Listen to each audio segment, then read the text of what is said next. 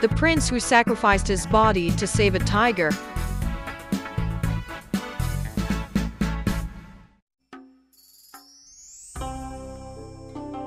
Before attaining Buddhahood, the Buddha was once the crown prince of the kingdom of Gandhara Shri. One day, the prince encountered a wise and enlightened master. He renounced his royal wealth and privileges, took the master as his teacher, and practiced the path alongside the master's disciples in the mountains.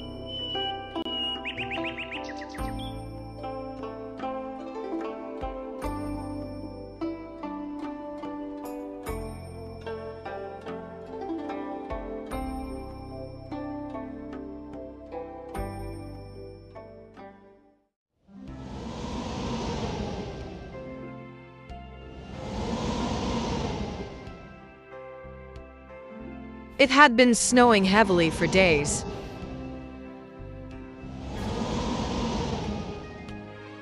The master and his 500 disciples were meditating in a stone chamber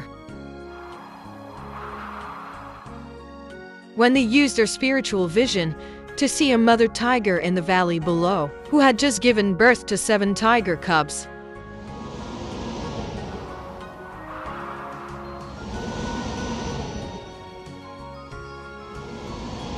The mother tiger lay tightly curled around her cubs on the snowy ground, using her body heat to keep them warm.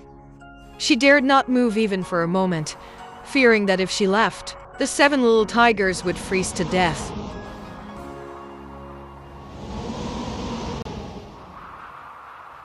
The northern wind blew harder and harder. The snow kept falling more heavily.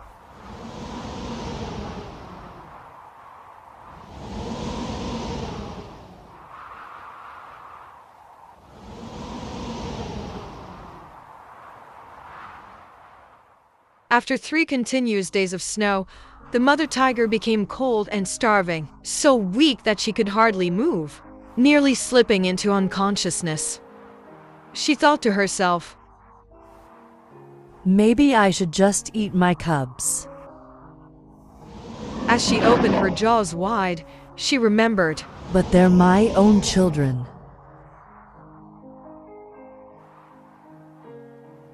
With the last bit of strength, she resisted both her hunger and inner torment, praying that the snowstorm would soon pass. But she was nearing her limit.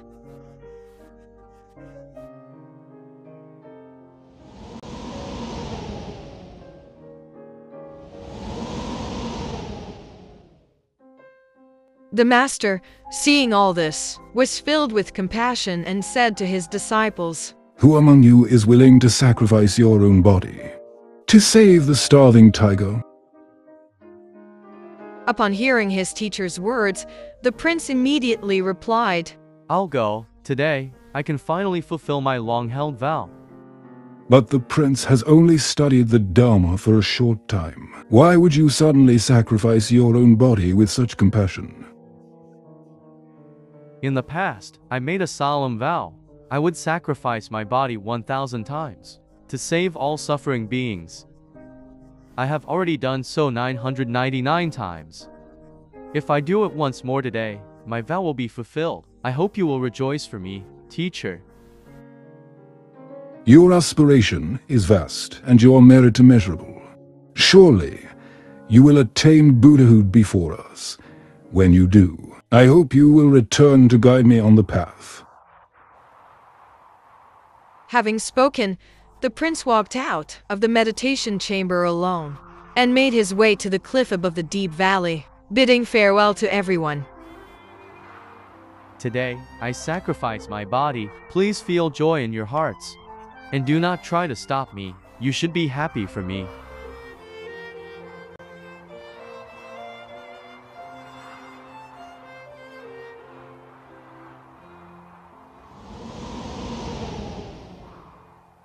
The master and 500 disciples followed him to the edge of the cliff, and upon hearing these words, they all burst into tears.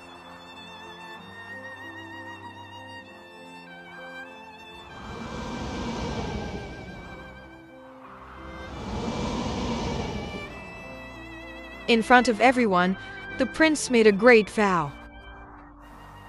Today I sacrifice my body. May the merit I accumulate hasten my Buddhahood, so that I may rescue all beings who suffer from pain and afflictions. Please collect the remaining bones and relics of my body, and enshrine them in a stupa. Anyone who sincerely makes offerings at the stupa, whether suffering from minor or major illness, will be cured within 100 days. If my words are true, then let fragrant flowers rain from the sky right now. Amazingly, just as the prince finished speaking, fragrant white mandarava flowers appeared in the sky, drifting down like falling rain.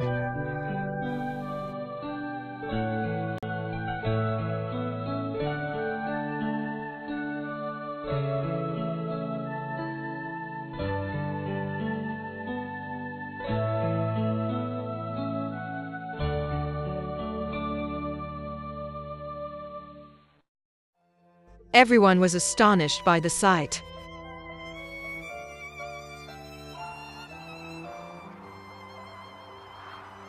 Then, the prince removed his robes and leapt from the cliff.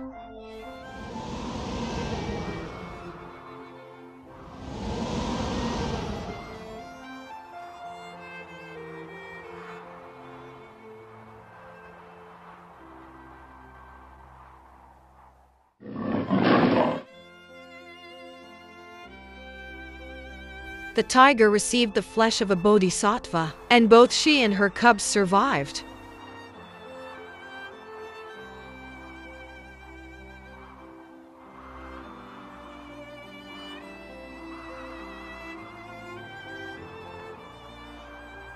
Seeing the prince's body torn apart and scattered across the ground, those at the top of the cliff wailed in sorrow.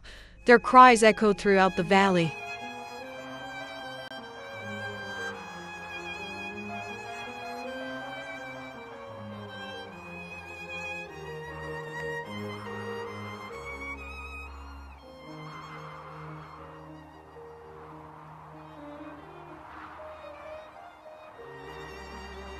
Heavenly beings witnessed the scene and were deeply moved by the prince's compassion.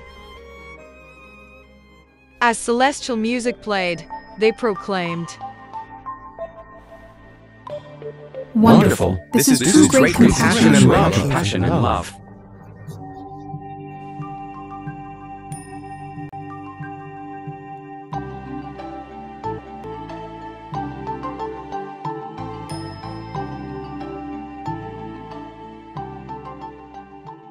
When the king and queen learned of this, they hurried into the mountains with the crown princess and the ministers.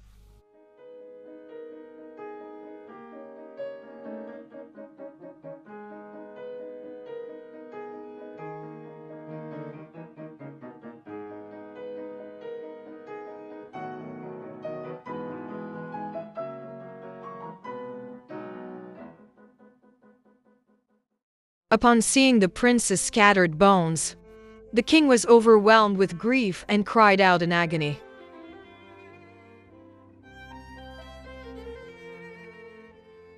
The queen collapsed over the prince's remains, weeping so bitterly she nearly fainted.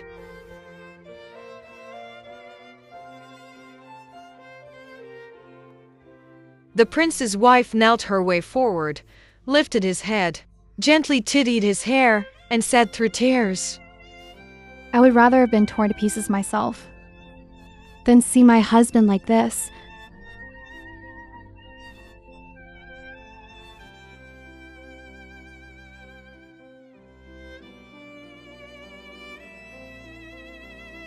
Everyone was heartbroken, grieving deeply over the prince's sacrifice.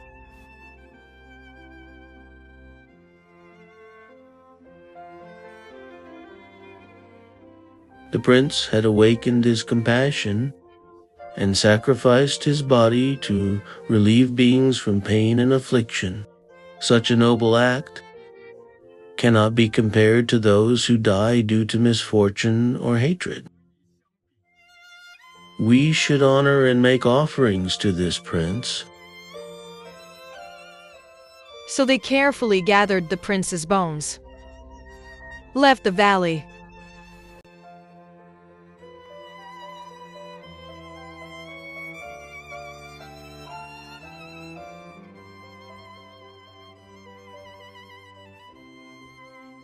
burned sandalwood and fragrant butter on a level ground, and conducted a cremation.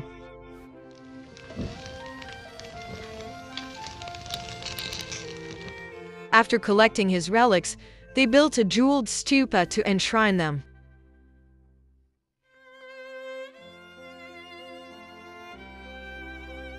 Not long after this event, the Buddha attained enlightenment.